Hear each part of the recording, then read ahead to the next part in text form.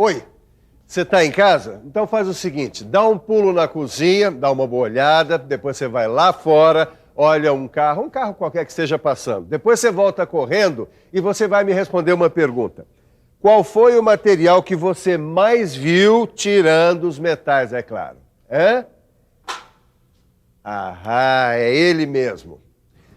Um produto sintético inventado pelo homem para atender às necessidades da vida moderna do século XX.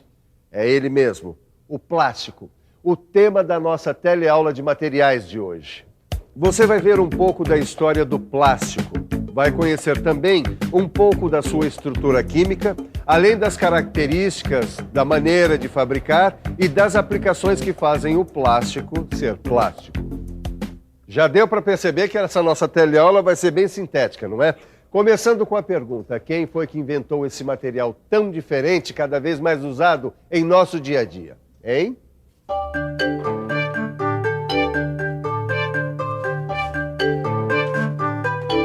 Olha essa peça aqui, Neuza. Que coisa, hein? Que coisa boa, né, Edgar? Não sei, viu? Ó, pra mim o plástico nunca foi um material nobre, resistente. Pra mim sempre me pareceu uma coisa barata. Mas será que dá pra fazer peças com esse material pro nosso kart? Será que elas resistem ao impacto de uma corrida de kart? Edgar, escuta uma coisa, você já estudou bem o plástico? Quer dizer, você sabe, assim, como é que se produz, como é que se beneficia? Como é que é, na real, um produto de plástico? Bom, pra falar a verdade não, mas nem sei como é que ele foi inventado. Mas eu gostaria de saber, viu? Ah, pra saber é só estudar, né? Assim a gente pode saber de onde ele veio e pra onde ele vai. De onde ele veio, pra onde ele vai? Essa pergunta parece um pouco filosófica, né? Mas é uma boa deixa para a gente mergulhar na história da invenção do plástico. O plástico foi inventado no século passado por um motivo aparentemente bem pouco pretensioso: encontrar um substituto para o marfim na fabricação das bolas de bilhar.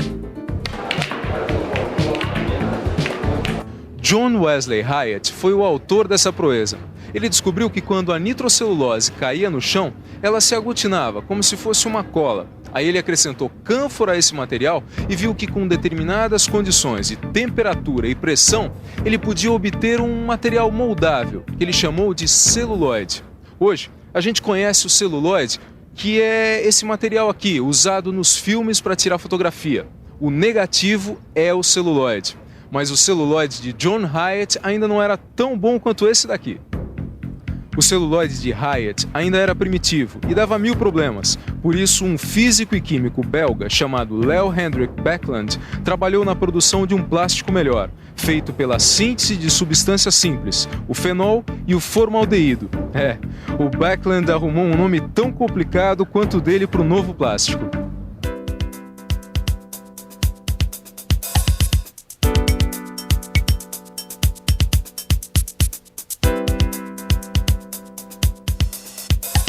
Mas esse cientista belga estudou a fundo a polimerização. Ele conseguiu chegar a um método onde ele obteve reações controladas de polimerização. E foi acelerando essas reações que ele conseguiu produzir plástico em quantidade industrial. Nós vamos conversar agora com a professora Simone. Professora, por favor, como é que foi que Baekeland conseguiu produzir plástico? Ele colocou o material a aproximadamente 200 graus Celsius e obteve assim uma massa esférica de cor âmbar, que tinha a mesma impressão do recipiente, como esse que foi obtido com um tubo de ensaio. Esse material ficou conhecido como o primeiro plástico sintético. E esse plástico era chamado de baquelite, certo? Certo, e ele começou uma revolução porque foram aparecendo várias aplicações para esse plástico. Aplicações é que não faltaram pro plástico, hein, Edgar? Os cientistas começaram a pesquisar e a descobrir que ele podia ser útil num monte de produtos. Olha aqui, por exemplo, hoje em dia até o computador é feito de plástico. E o computador tem ajudado muito na pesquisa de novos produtos de plástico, hein? E com o avanço da tecnologia de produção do material, começaram a aparecer plásticos cada vez melhores. E a cada dia que passa, aparecem novos produtos de plástico, usados em embalagens, brinquedos, aparelhos eletrônicos, automóveis e até na construção civil. Pois é.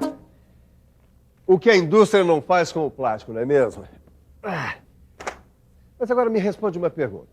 Você entendeu mesmo direitinho o que é o plástico? que você ouviu termos como formaldeído, polimerização. Mas que diabos é isso?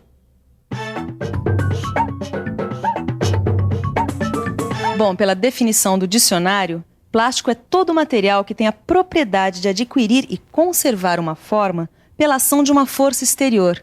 Bom, por essa definição aqui, argila misturada com água é plástico e aço aquecido também é plástico. Não é bem assim, né? Por isso vamos definir direitinho o que é plástico. A gente pode dizer que plástico é tudo aquilo que faz parte de um grupo de materiais sintéticos que, quando aquecidos, se tornam plásticos. Ou seja, eles amolecem sem ficarem líquidos. Deu para entender? Olha só, tá mole, mas não tá líquido. Este material sintético aqui, que pode ser moldado, é chamado de polímero plástico. Nós vamos continuar a conversar com a professora Simone para saber o que é esse tal de polímero plástico, quimicamente falando. Quimicamente falando, os plásticos são várias cadeias de macromoléculas de alto peso molecular. Macromoléculas? Você está por dentro desse assunto?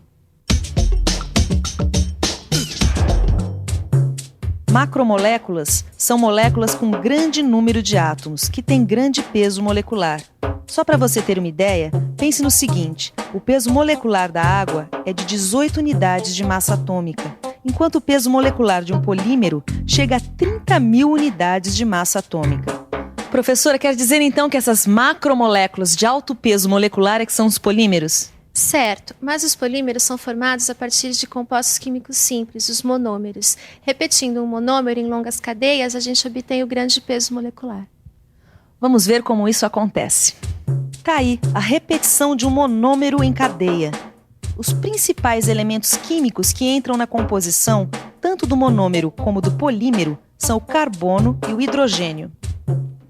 Interessante. O monômero é a origem do polímero, quer dizer, do plástico. E você sabe me dar alguns exemplos de monômeros? Eu sei sim, tá tudo aqui, ó. O fenol, o cloreto de vinila, o etileno, o propeno, todos eles são monômeros. Tá. Quer dizer que aquecendo esses compostos acontece a polimerização e... Catapimba. E aí pinta o plástico. Interessante a origem do plástico, não é? Mas olha, eu fiquei com uma curiosidade. Qual é a matéria-prima usada na fabricação do plástico? Bom, algum elemento a gente tem que tirar da natureza, porque nada vem do nada, não é? Nós continuamos neste laboratório para saber ainda o seguinte: quais são as matérias-primas básicas que são fabricados os plásticos? As principais matérias-primas se dividem entre as de origem natural e as de origem sintética. As de origem natural são a celulose, a caseína, o óleo de rícino, a amônia e a ureia.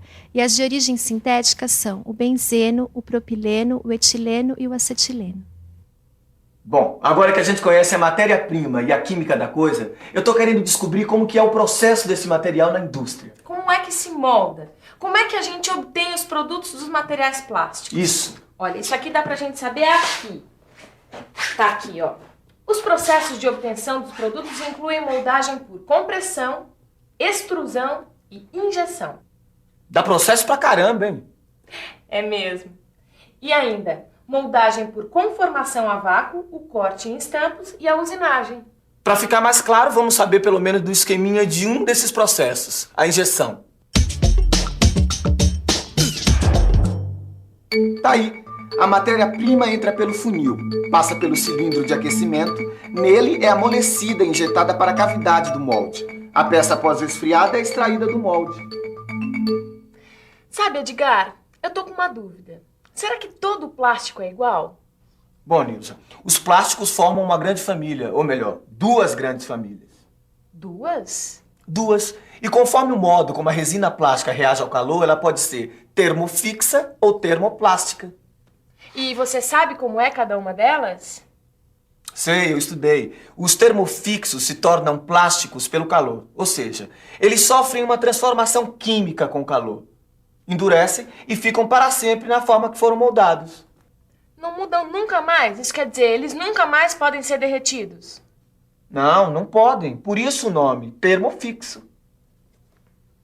O silicone é assim, não é? Termofixo é como um ovo. Depois de cozido, nunca mais fica mole de novo. Silicone é esse exemplo. Agora, o termoplástico é diferente, porque ele se torna plástico com a ação do calor. Se solidifica no resfriamento.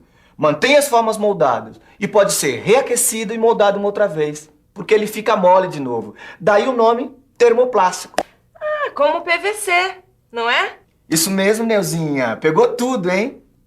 Olha, para saber se eu peguei tudo mesmo, só conferindo a teleaula na revisão. E atenção, se liga aí, que é a hora da revisão. Na teleaula de hoje, você viu que tudo começou com uma bola de bilhar, que foi a origem da fabricação dos primeiros materiais plásticos. Você conheceu a estrutura química dos polímeros e a maneira de fabricar o plástico. Viu também alguns de seus principais produtos. Você viu tudo isso, mas ainda tem muito mais coisa para ser estudada. Você quer ver?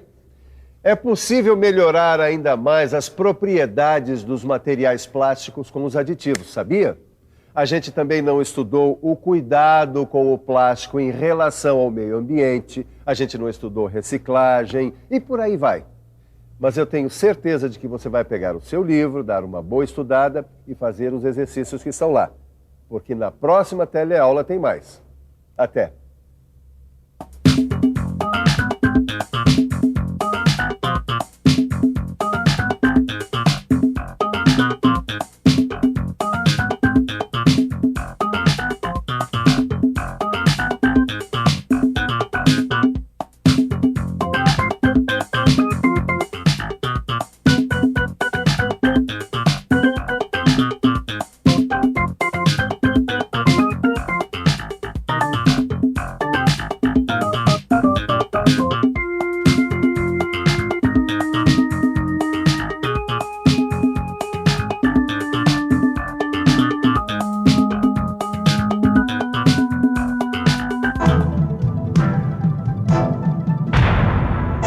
Telecurso 2000, um programa de educação do Sistema Fiesp e da Fundação Roberto Marinho.